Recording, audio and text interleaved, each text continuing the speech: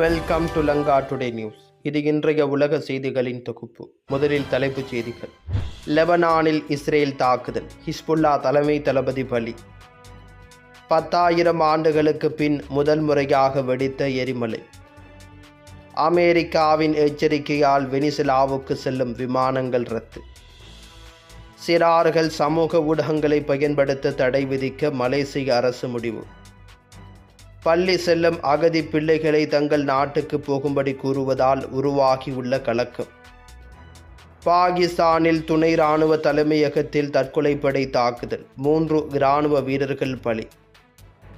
கனடாவில் தொடர்ந்து மாயமாகும் பாகிஸ்தான் அரசின் விமான ஊழியர்கள், என்ன காரணம்? இனி விரிவான செய்திகள்.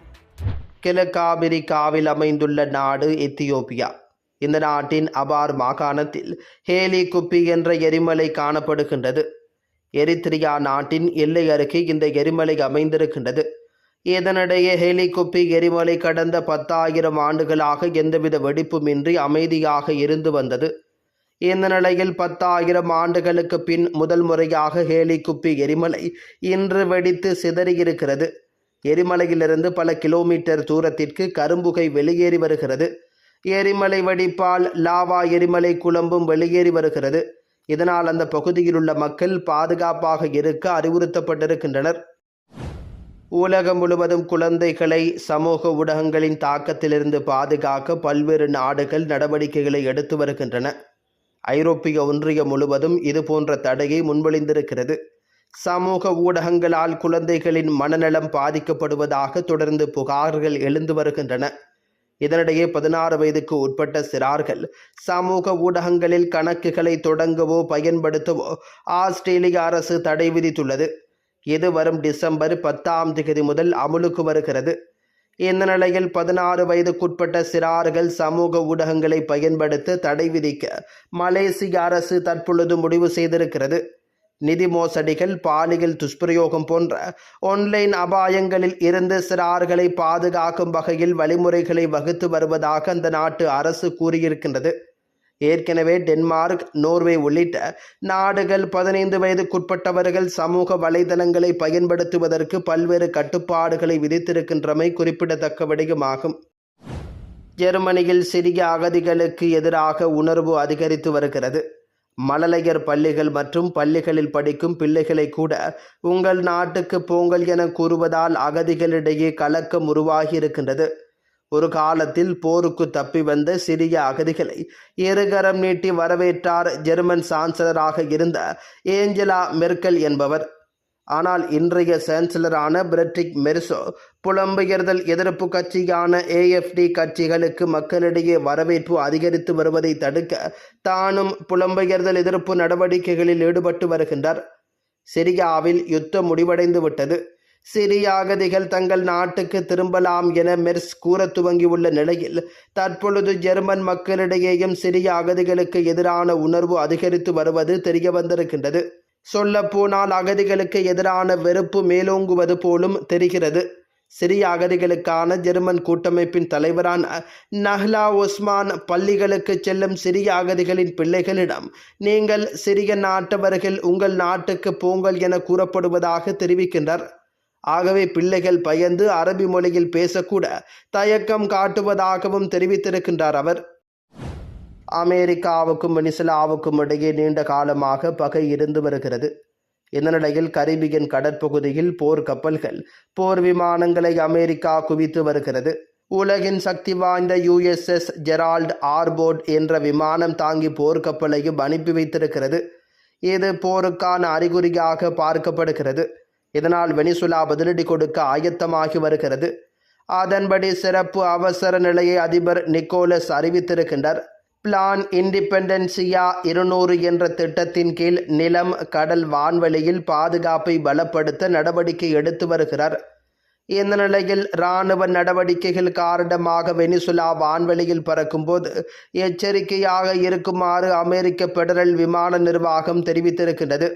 இதனால் உலகளவில் பெரும்பாலான விமான நிறுவனங்கள் வெனிசுலாவுக்கான விமானங்களை ரத்து செய்திருக்கிறது. Spain, Portugal, Chile, Colombia, Brazil, Trinidad Tobago ஆகிய நாடுகளைச் சேர்ந்த சில விமான நிறுவனங்கள் வெனிசுலாவுக்கான விமான சேவைகளை ரத்து செய்திருக்கின்றன. விமான நிறுவனங்கள் கால வரையறையின்றி விமானங்களை நிறுத்தி வைத்திருக்கிறது. துருக்கி ஏர்லைன்ஸ் இன்று முதல் நவம்பர் 28 வரை விமான சேவைகளை நிறுத்துவதாக அறிவித்திருக்கின்றமை குறிப்பிடத்தக்கது. பாகிஸ்தான் நாட்டின் கைபர் பங்துக்வா மாகாணம் பெசாவர் நகரில் துணை இராணுவ படையின் தலைமையகம் காணப்படுகின்றது. இந்த தலைமையகத்தில் இன்று காலை இராணுவ வீரர்கள் வழக்கமான படை அணிவகுப்பு நடத்தியிருக்கின்றனர். அப்போது திடீரென துணை இராணுவ தலைமையகத்துக்குள் 3 பேர் துப்பாக்கி, வெடிகுண்டு உள்ளிட்ட ஆயுதங்களுடன் நுழைந்திருக்கின்றனர். துணை இராணுவ தலைமையக வாசல் வழியாக அந்த நபர்கள் நுழைந்திருக்கின்றனர்.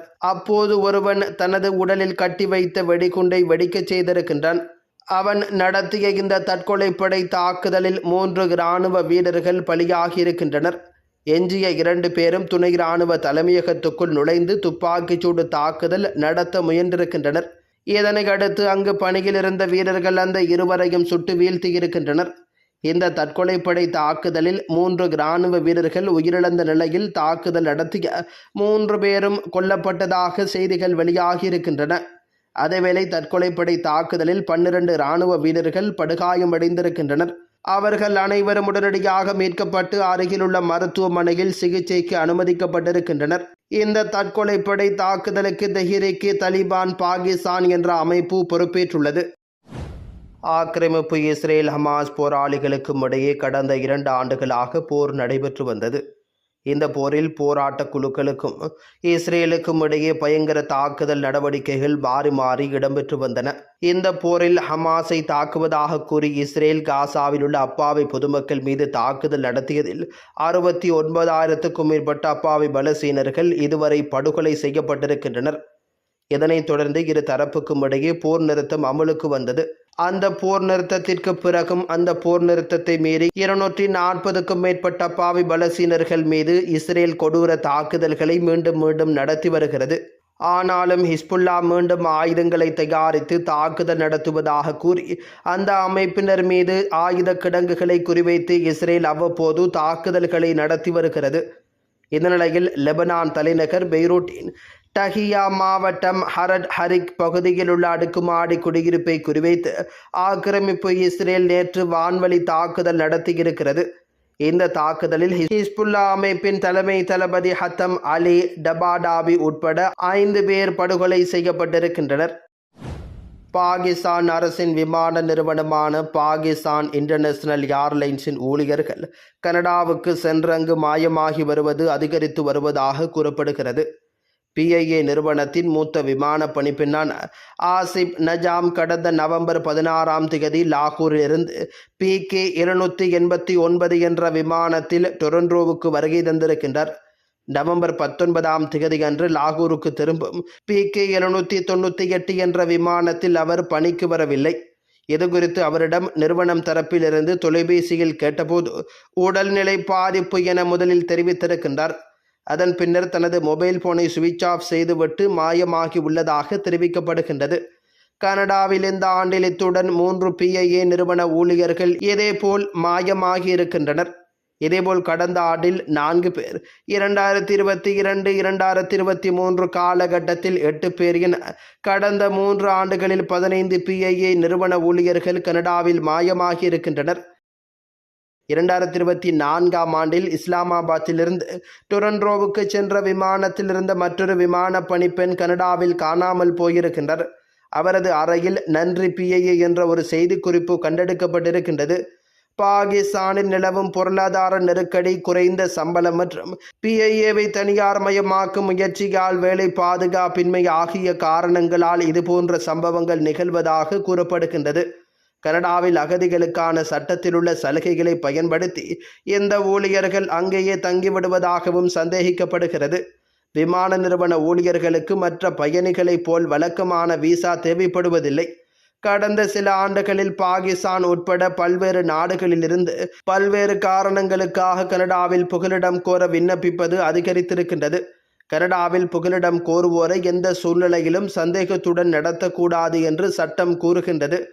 பாகிஸ்தானில் என் உயிருக்கு ஆபத்து உள்ளது, மத அரசியல் பொருளாதார பாலின துன்புறுத்தல் உள்ளது என்று யாராவது கூறினால் அவர்கள் உடனடியாக நாட்டில் தங்கவும் வேலை செய்யவும் சட்ட உதவி பெறவும் அனுமதி பெறுகிறார்கள். கனடாவின் விமான நிலையத்திலிருந்தே புகலிடம் கோர முடியும். அதன் பிறகு கனடாவுக்குள் நுழைந்த பிறகு ஒருவருடன் தங்கி புகலிடம் கோரி வழக்கு தாக்கல் செய்ய முடியும். புகலிட கோரிக்கை நிராகரிக்கப்பட்டால் மேன்முறையீடு செய்ய முடியும். இந்த செயல்முறை முடிய சில ஆண்டுகள் ஆகும்.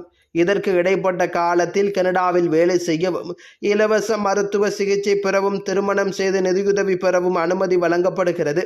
இத்தகைய சம்பவங்களை தடுக்க ஊழியர்களிடமிருந்து பத்திரங்கள் பெறுவது, விமான நிலையத்தில் பாஸ்போர்ட்டுகளை பறிமுதல் செய்வது, கனடா செல்லும் ஊழியர்களுக்கான குறைந்தபட்ச வயதை 50ஆக அதிகரித்தது என பல்வேறு நடவடிக்கைகளை PIA மேற்கொண்டும் ஊழியர்கள் மாயமாகுவது தொடர்ந்தும் நடைபெற்று வருகிறது.